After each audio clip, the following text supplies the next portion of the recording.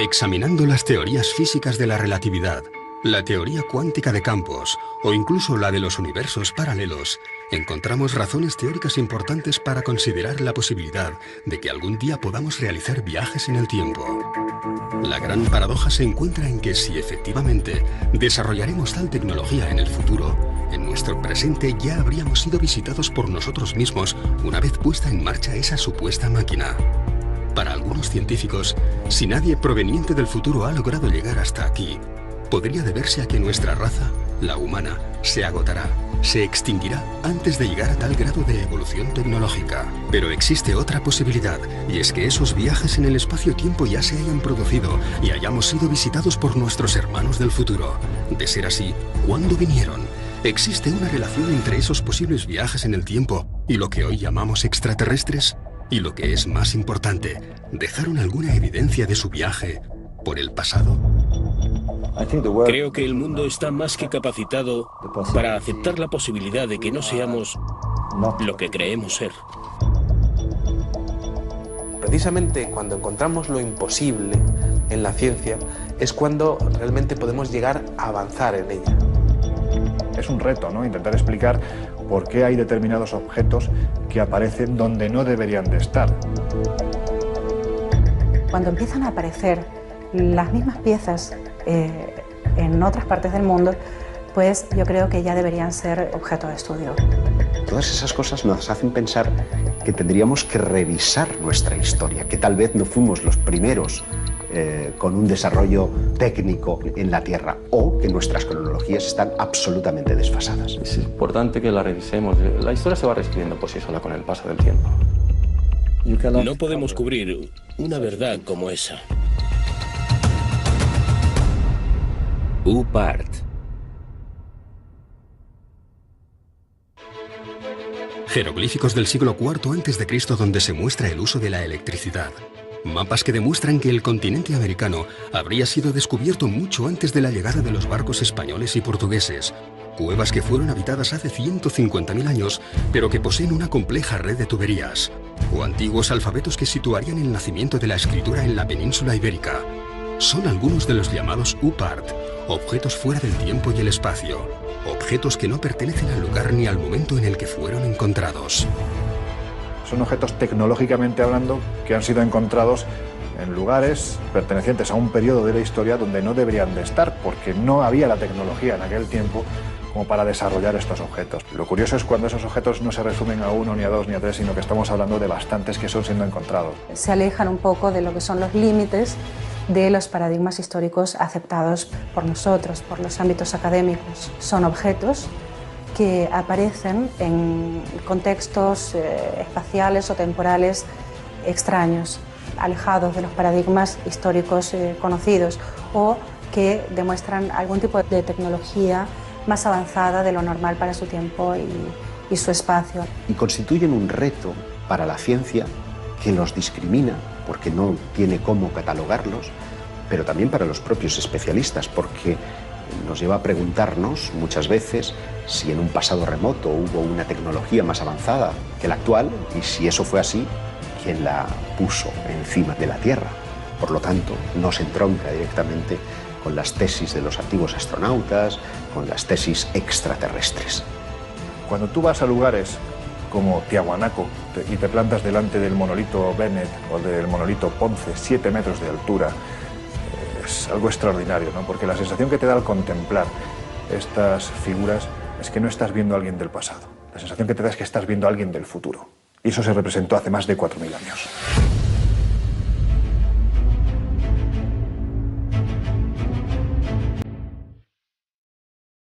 A principios de los años 70, en la mina de carbón de Ottosdal, en Sudáfrica, se trabaja sobre un estrato de 2.800 millones de años. Los mineros, todos ellos locales, han encontrado unas extrañas bolitas metálicas. La roca de la que proceden corresponde a una era en la que supuestamente no existía ningún tipo de vida inteligente.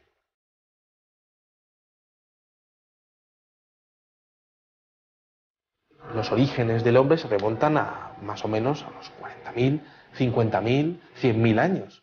Estamos hablando de una cantidad de tiempo lo suficientemente importante como para desestimar cualquier tipo de intervención humana en su proceso de creación. Me parece delirante la cronología, porque es que la cronología que tienen no existía ni el primer continente conocido por nosotros, que es de hace 1.100 millones de años, me parece. Y esto está datado en estratos geológicos anteriores incluso, de 2.800 millones de años. Las esferas son pequeñas, de apenas 2 centímetros de diámetro, y tienen 3 líneas perfectas grabadas sobre su superficie.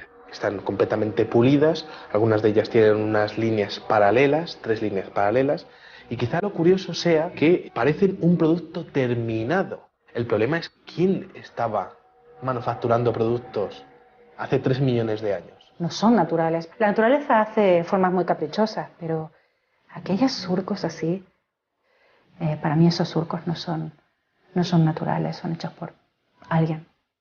Michael Cremo y Richard Thompson, tras someterlas a estudio, llegaron a la conclusión de que no podían ser de origen natural. Su exterior está formado por una aleación de acero y níquel imposible de encontrar en la naturaleza. Son líneas extremadamente perfectas y su interior parece estar hueco. En el momento en que hicieron un análisis por rayos X empezaron a encontrar con que el núcleo de las esferas tenía peso negativo o densidad negativa. Así que eso es antimateria.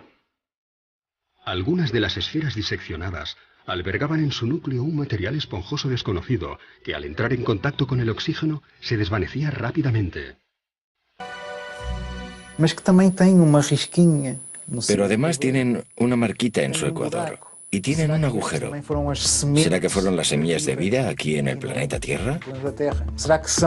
¿Podrían ser las transportadoras de las semillas de vida para nuestro planeta? Se encontraron algunas moléculas orgánicas en su interior. Por tanto, podría ser una explicación de la teoría de la panspermia. Podrían haber sido depositadas aquí hace millones de años para dar lugar a toda la biodiversidad que conocemos hoy en día. El Instituto Espacial de California, tras varios análisis, declaró: el equilibrio es tan perfecto que excede nuestras actuales tecnologías de medición. Mientras que los estudios de la NASA concluyeron que el único modo de crear un objeto similar, si existiese la tecnología para hacerlo, sería bajo gravedad cero. A pesar de los datos obtenidos, las esferas de Sudáfrica no han sido nunca consideradas como objeto de estudio para la ciencia más clásica y ortodoxa.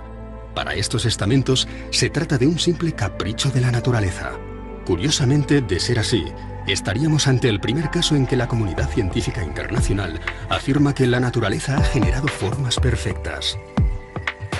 Todos los grandes descubrimientos de la humanidad parecen tener algún tipo de relación con quienes nos visitan. Sin ir más lejos, parecen intervenir en el descubrimiento de la Hispaniola, en el descubrimiento de América, porque cuando Colón, la noche antes de ese 12 de octubre de 1492, está surcando las aguas, refleja en su libro de bitácora que unas extrañas luces están por encima de las velas de su embarcación. ¿Qué podían ser sino objetos no identificados? Si tú te vas al archivo de Indias, tienes muchas crónicas, especialmente las más interesantes son las de Pedro Cieza de León, que fue el que acompañó a Pizarro durante toda la conquista. Y ahí tienes historias rayanas con lo ufológico, o por lo menos que a día de hoy, en nuestro siglo XXI, seguramente más de uno interpretaría con la aparición de un objeto luminoso en los cielos, ¿no? Por ejemplo, cuando Pedro Cieza de León es el primero que describe en el desierto de Nazca hay unas extrañas líneas que los nativos van allí para venerar, para adorar, pero lo que es curioso es cuando Pedro Cieza de León se sube a una de las lomas donde mejor se ve alguna de las figuras y asegura que los nativos y él empiezan a observar una serie de soles que se mueven en los cielos, es decir, hay algo en el cielo que no es un solo sol, sino que hay más que se están moviendo y que parecen estar jugando alrededor de ese enigma tan maravilloso y tan descomunal como son las líneas de Nazca. Y esto está escrito en las crónicas de Indias, ¿no? Por lo tanto, parto de la idea de que en aquel momento, más que alucinaciones, pues algo deberían de estar viendo. Y ese algo, como decía Cieza de León, eran soles que se movían en el cielo.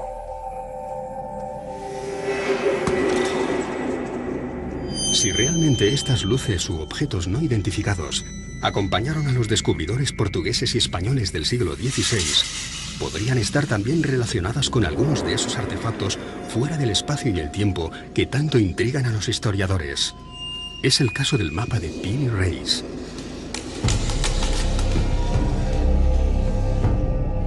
Nueve años después del descubrimiento de América, un corsario llamado Kemal Reis capturó 7 naves junto a las costas españolas.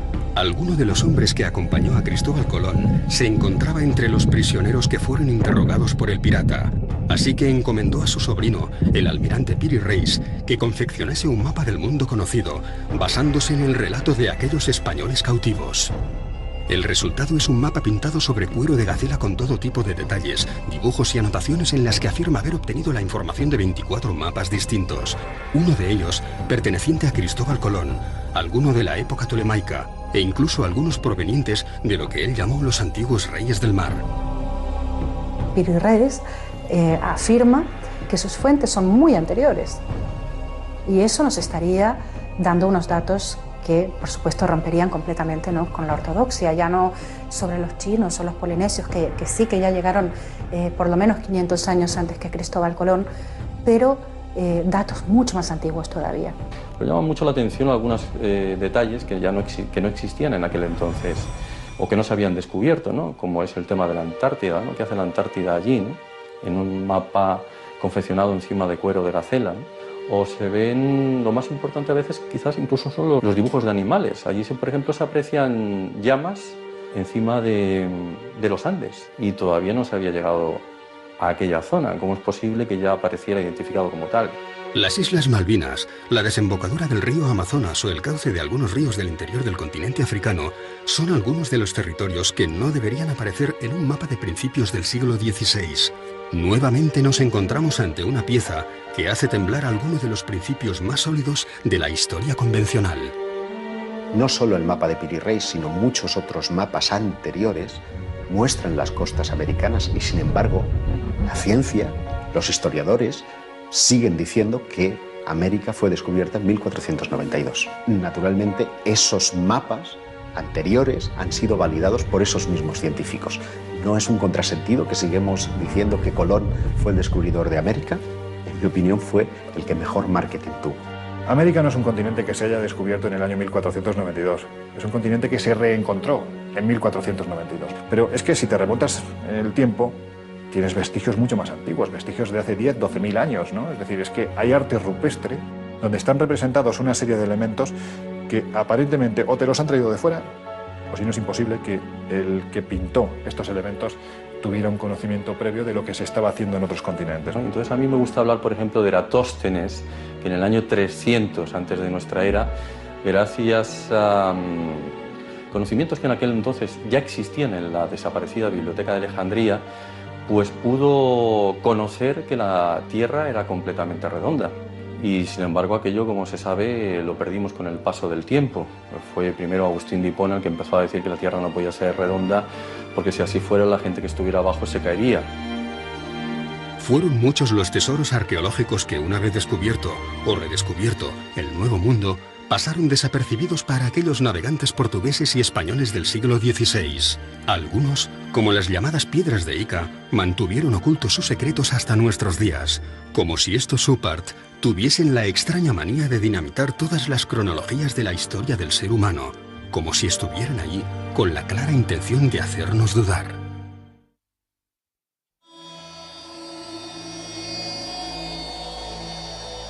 Quizá otro de los oparts más interesantes de la historia venga de las piedras de Ica. Estos son unas piedras, unos cantos rodados que están marcados, que están pulidos, perfectamente pulidos, y que tienen unos extraños dibujos en su interior. Esas piedras están mostrando diferentes estados del desarrollo de diferentes dinosaurios. Están exponiendo conocimientos muy exhaustivos sobre operaciones prácticamente a corazón abierto. Grandes dinosaurios que están siendo cazados por los hombres de aquella época. Triceratops o plesiosaurios en esas piedras. Entonces, ¿cómo conocían la existencia de esos monstruos si es que no los habían visto en algún momento, ¿no? Están mostrando a una auténtica batalla entre seres humanos y dinosaurios, algo que es imposible de pensar para la ciencia actual. La historia que se cuenta en esas piedras de Ica es prácticamente ciencia ficción. fueron descubiertas en Perú en 1966 por el Dr. Cabrera, hombre de ciencias que rápidamente se percató de que las escenas que contenían no podían haber sido descritas por una cultura anterior al descubrimiento. La mayor colección de esas piedras, más de 300, se encuentra hoy en día en Barcelona. Transfusiones de sangre, trasplantes de órganos, lentes, catalejos e incluso telescopios. Para el Dr. Cabrera solo cabían dos opciones. O una antigua civilización poseía una tecnología capaz de romper con todas las cronologías oficiales de nuestra evolución, o alguien proveniente de las estrellas y de un mundo infinitamente más desarrollado que el nuestro les hizo entrega de estos conocimientos hace miles de años. Una de las piedras muestra que de una mujer embarazada, de la sangre de una mujer embarazada, va una especie de sonda y que está comunicada con una persona a la que le están haciendo una extracción de corazón. Cuando se descubrieron esas piedras, no se sabía que la sangre de las embarazadas podría mejorar y evitar el tema del rechazo a órganos nuevos. Eso no se sabía cuando se estaban extrayendo esas piedras. Y en esas piedras, encontradas en estratos que tienen millones y millones de años, aparece perfectamente descrita. Si tenemos que barajar la posibilidad de que hace miles de años alguien hacía trasplantes de órganos, y no solo eso, además el paciente no se le moría, estamos hablando de alguien con una tecnología excesivamente avanzada. ¿Quién puede ser? Sinceramente, a mí, salvo los dioses, no se me ocurre nadie más.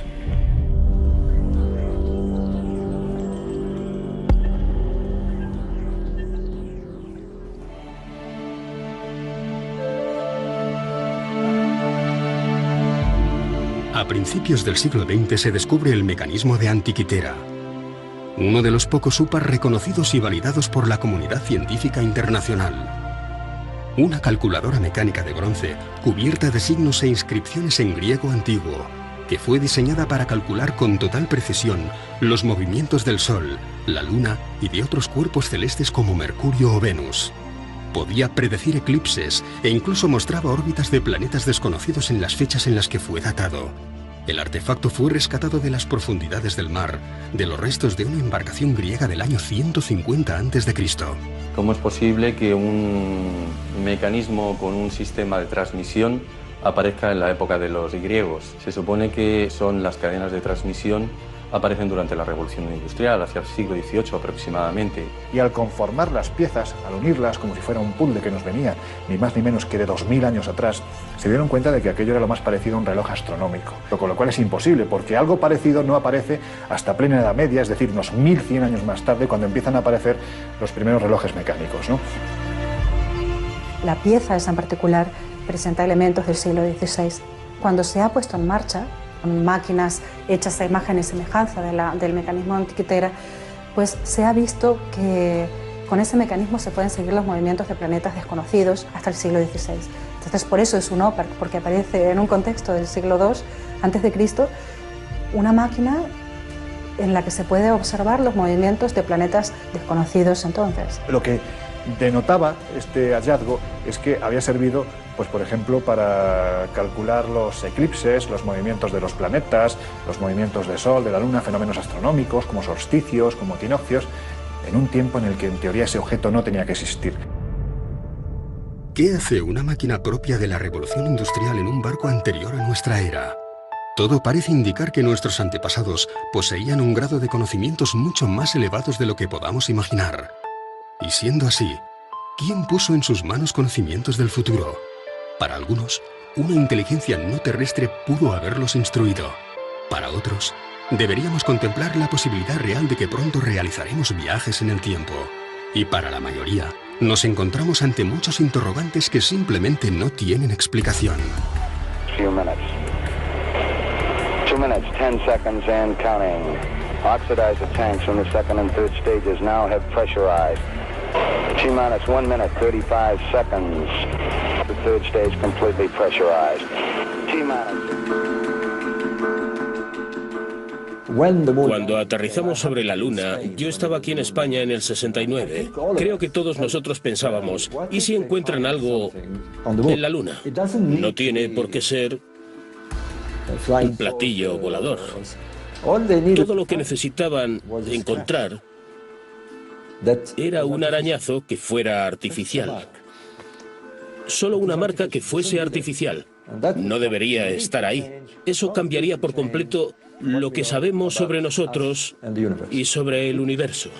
La idea de que podamos encontrar uno de estos arañazos, no solo sobre una piedra terrestre, sino sobre alguno de los cuerpos celestes a los que poco a poco vamos acercándonos, es lo suficientemente inquietante como para que incluso la Asamblea General de las Naciones Unidas haya llegado a contemplarla.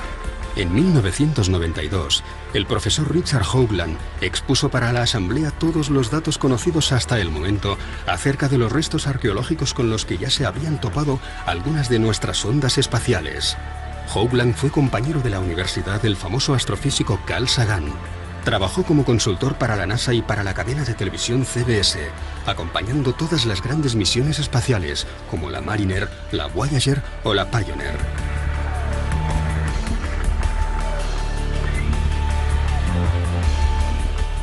Pero fue la misión Viking la que, tras fotografiar sobre Marte una serie de formaciones rocosas muy similares a un rostro humano y lo que parecía ser las ruinas de una antigua civilización junto a una gigantesca pirámide, lo que llevó a Hoagland a especializarse en esta nueva modalidad de arqueología.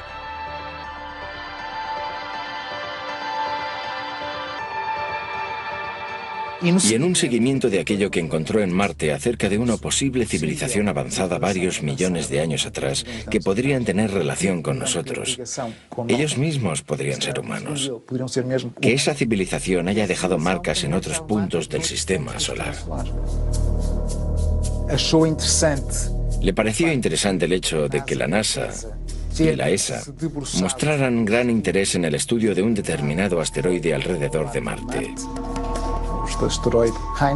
El asteroide Heinz, que tiene una forma similar a la de un diamante y que, por todas sus características y el hecho de parecer hueco y que, según las pruebas de resonancia, podría tener unos corredores por el medio, en fin, según la fisonomía de aquel objeto, podría ser artificial.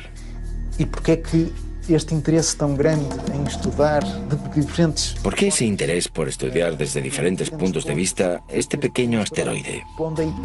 Siguiendo la hipótesis de que podría ser artificial, podría haber sido una estación espacial que estuviera allí como una ruina ambulante, aún en los tiempos de hoy, muy destruida pero aún a la deriva, a la espera de que alguien la encuentre. Si queremos, ya la encontró la NASA. Nosotros somos una partícula apenas en el universo, así que sería muy antropocentrista, ¿no? O antropocéntrico pensar que no hay nada más allá. De momento no hay pruebas contundentes de estructuras, sí de vida en otros planetas, pero no me extrañaría nada porque yo estoy convencida de que no estamos solos en el universo. Siguiendo esa óptica y fue intentando investigar. Siguiendo con esta óptica, fue investigando en otras partes del sistema solar. ¿Qué más podría parecer artificial?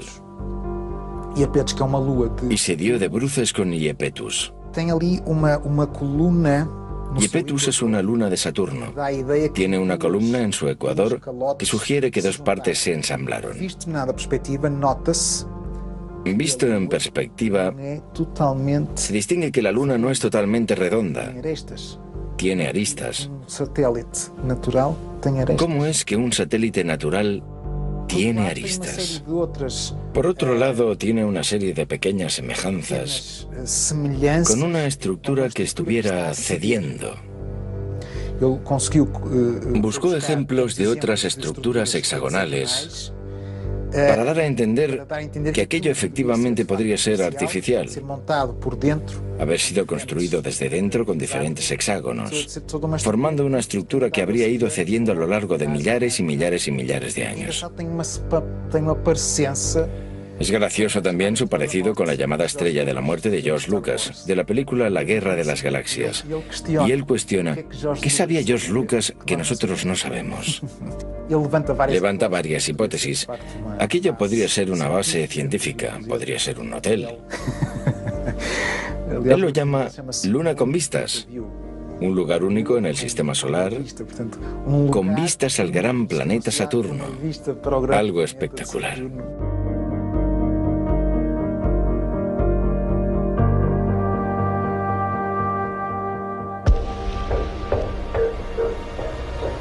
¿Dónde viene escrito quiénes somos? O mejor dicho, ¿dónde viene escrito quiénes fuimos?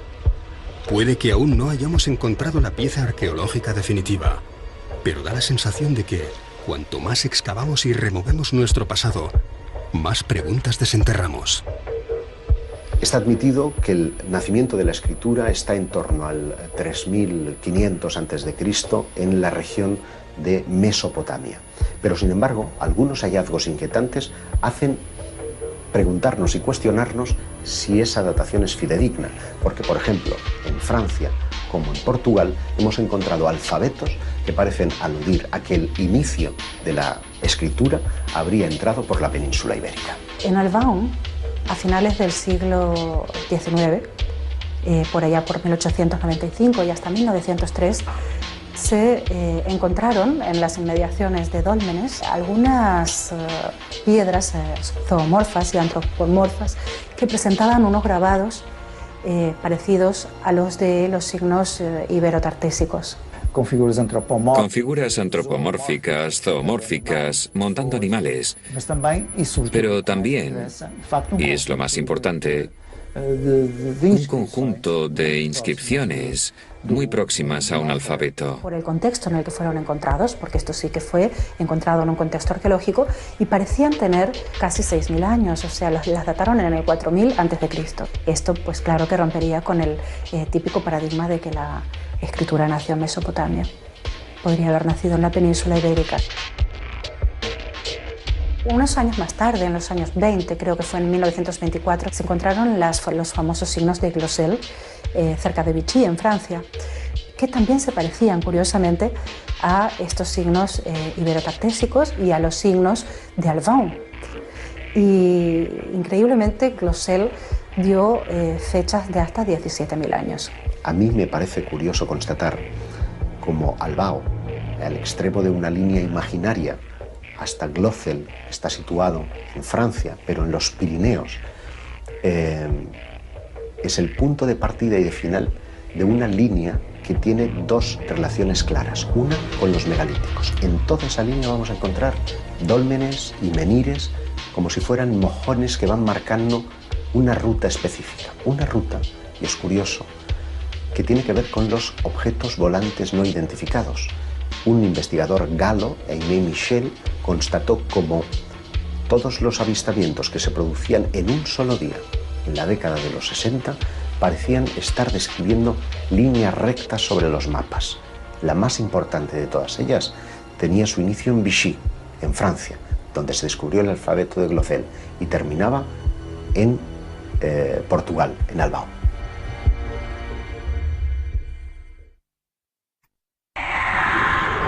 Un ser que estaba de espaldas a él se da la vuelta y se encuentra a sí mismo. ¿Por qué hay determinados objetos que aparecen donde no deberían de estar?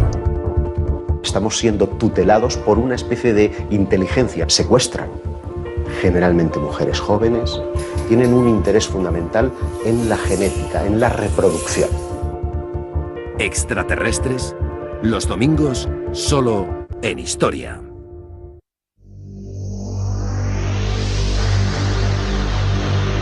Uno de los oparts más interesantes es un tornillo que encontraron en una región de Rusia. Encontraron unas piedras que tenían 300 millones de años.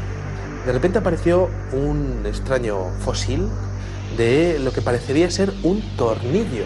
Claro, ¿quién estaba hace 300 millones de años manufacturando un tornillo de tales características? Ese tornillo tenía 2 centímetros de dimensiones.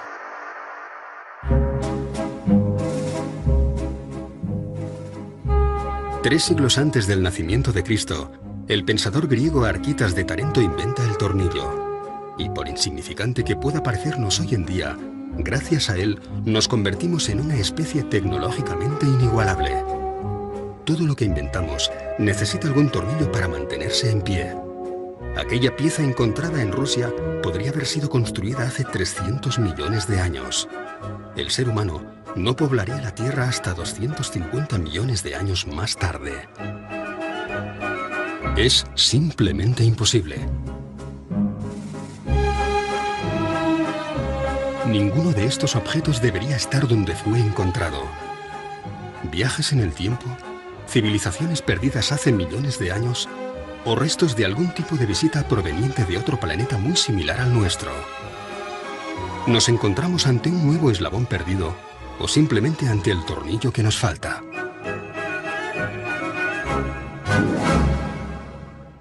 Si tú coges un metro, por ejemplo, como medida, y pones aquí al principio del metro 200.000 años, 200.000 que es nada, y pones aquí el año 2013, que estamos, hemos tenido en nuestra historia, creo, no sé si son 17 o 19 civilizaciones, fenicias, faraónicas, romanas, griegas, españolas, etcétera, etcétera. En los últimos 5.000 años, a esta escala de un metro, 200.000, y nosotros, las 17 o 19 civilizaciones que conocemos entran en 3 milímetros.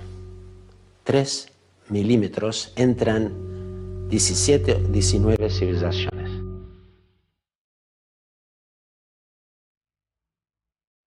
A principios del pasado siglo, se generalizó la creencia de que el ser humano ya había inventado todo lo que se podía inventar.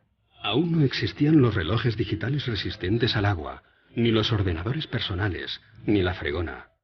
Einstein aún no había desarrollado la teoría de la relatividad.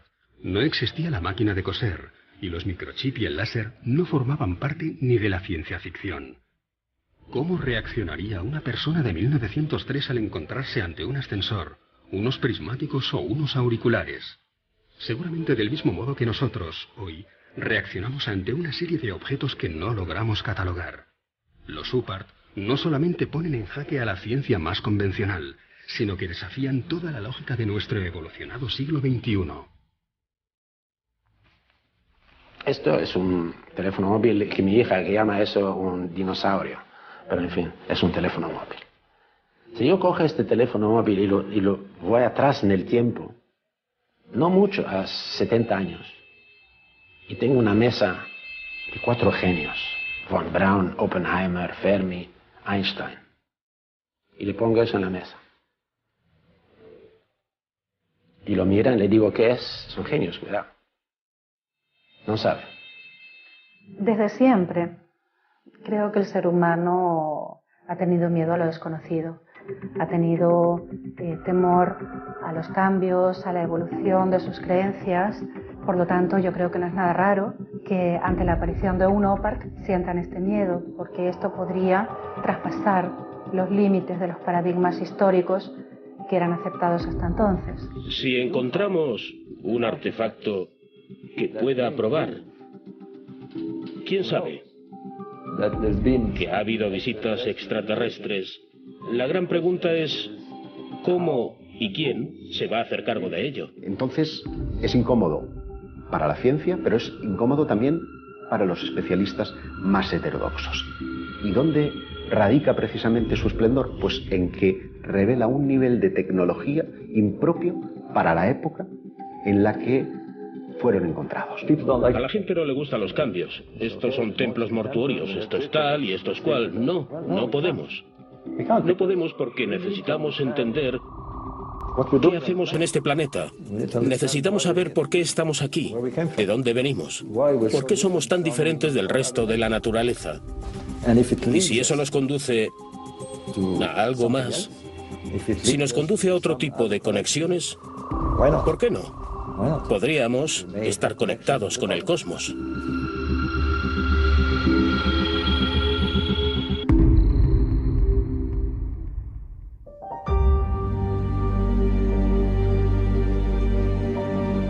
En 1995, un equipo ruso hace un sorprendente hallazgo.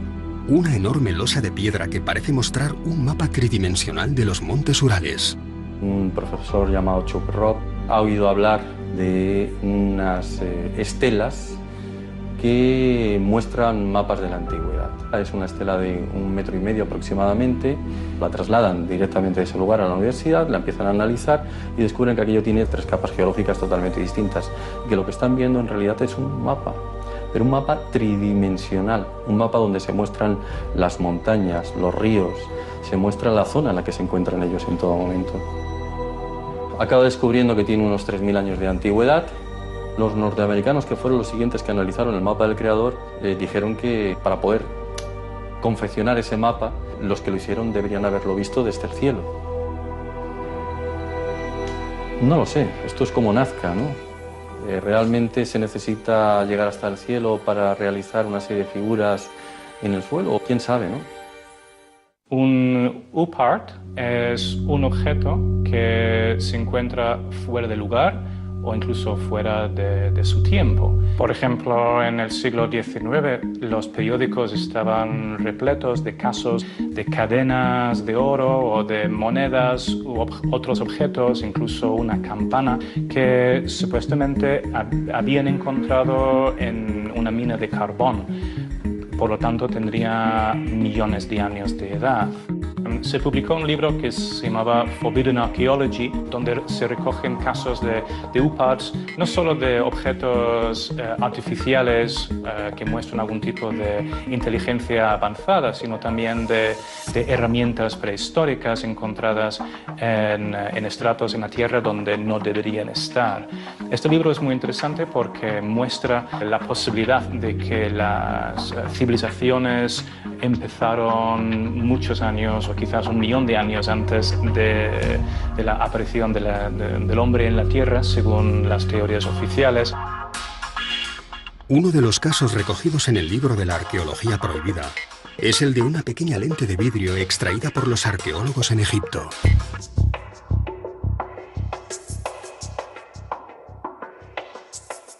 Se han hecho estudios microscópicos de esta lente y presentaba en sus extremos restos de metal, como si la pieza hubiera estado engarzada en algún tipo de montura metálica para algún tipo de instrumento de observación de los cuerpos celestes, por ejemplo. Bueno, es bien sabido que ya los antiguos pues, estaban muy interesados en la observación astronómica.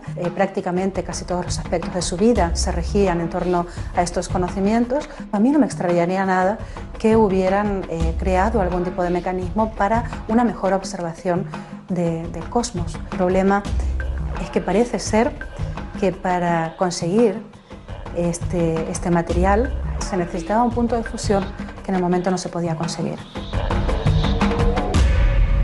El punto de fusión necesario para crear una de estas lentes solo podría obtenerse con la ayuda de la electricidad. Pero como sabemos, los egipcios no conocían la electricidad.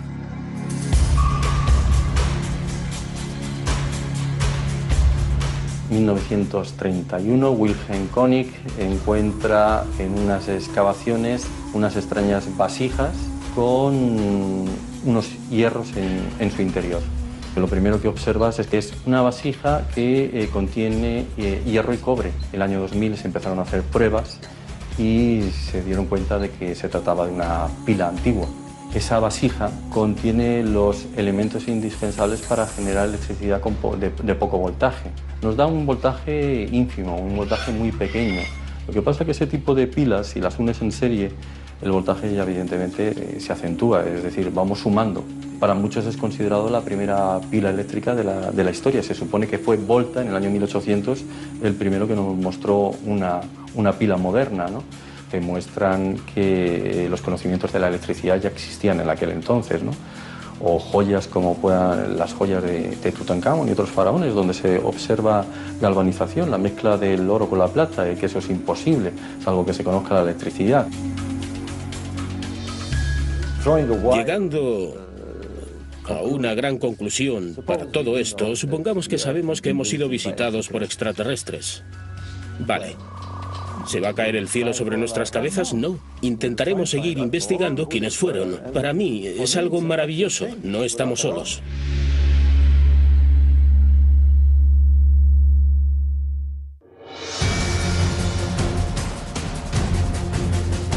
Hallazgos arqueológicos provenientes del pasado que solo pudieron haberse construido en el futuro. Mapas, escritos, extraños artefactos que nos hablan de piezas imposibles de encajar en los libros de historia. Nos encontramos ante las posibles evidencias de que nuestra tecnología será capaz de viajar en el tiempo. ¿Alguien, antes que nosotros, pudo haber poblado este mismo planeta? ¿O simplemente pasaron por aquí de visita.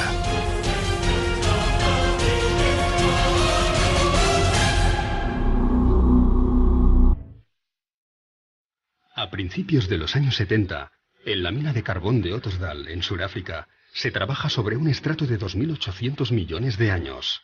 Los mineros, todos ellos locales, han encontrado unas extrañas bolitas metálicas. La roca de la que proceden corresponde a una era en la que supuestamente no existía ningún tipo de vida inteligente.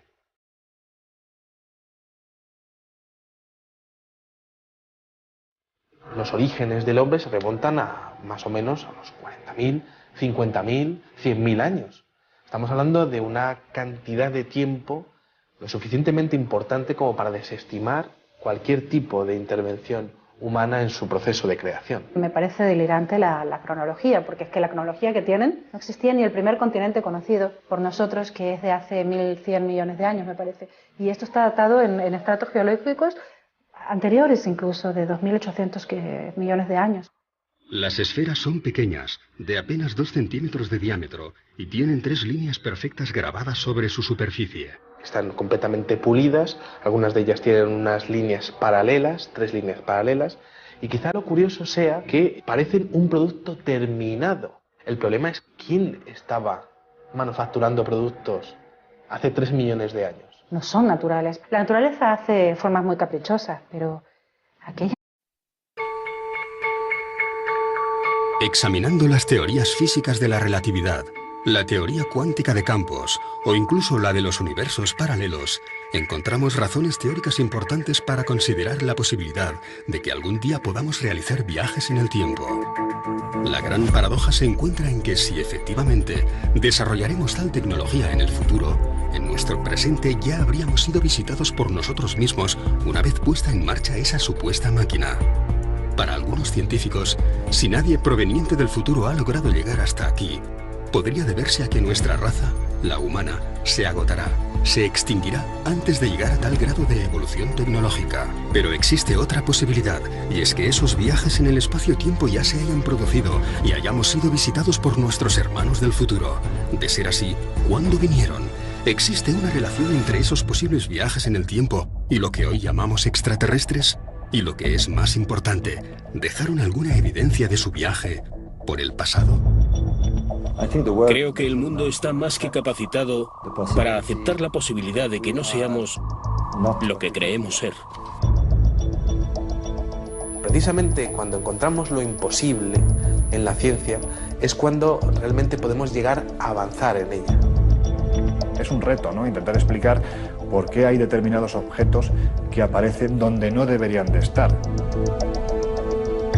Cuando empiezan a aparecer las mismas piezas en otras partes del mundo, pues yo creo que ya deberían ser objeto de estudio.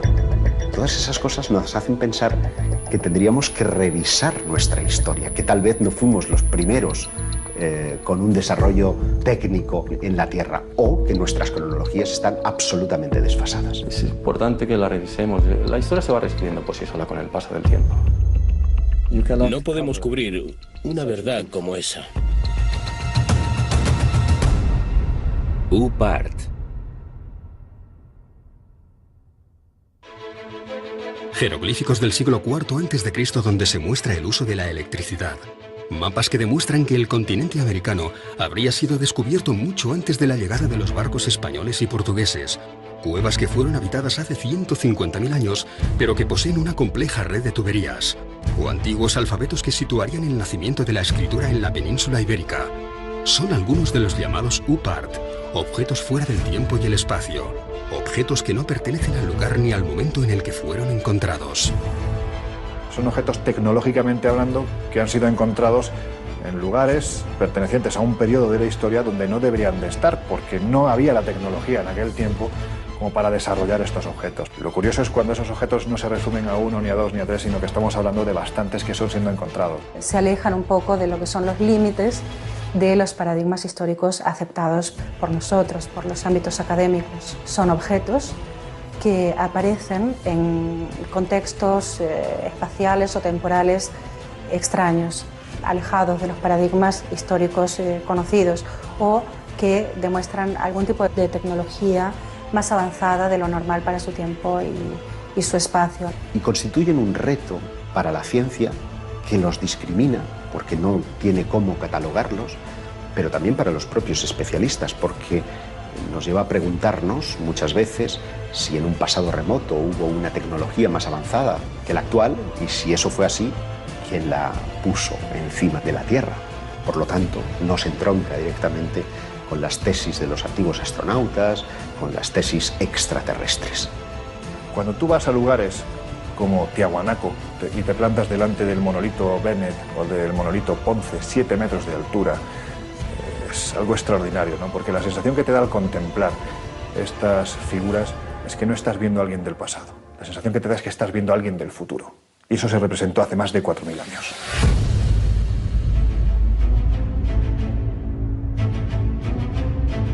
Surcos así, para mí esos surcos no son naturales, son hechos por alguien. Michael Cremo y Richard Thompson, tras someterlas a estudio, llegaron a la conclusión de que no podían ser de origen natural. Su exterior está formado por una aleación de acero y níquel imposible de encontrar en la naturaleza. Son líneas extremadamente perfectas y su interior parece estar hueco. En el momento en que hicieron un análisis por rayos X empezaron a encontrar con que el núcleo de las esferas tenía peso negativo o densidad negativa. Así que eso es antimateria. Algunas de las esferas diseccionadas albergaban en su núcleo un material esponjoso desconocido que al entrar en contacto con el oxígeno se desvanecía rápidamente. Pero además tienen una marquita en su ecuador y tienen un agujero. ¿Será que fueron las semillas de vida aquí en el planeta Tierra? ¿Podrían ser las transportadoras de las semillas de vida para nuestro planeta? Se encontraron algunas moléculas orgánicas en su interior. Por tanto, podría ser una explicación de la teoría de la panspermia. Podrían haber sido depositadas aquí hace millones de años para dar lugar a toda la biodiversidad que conocemos hoy en día.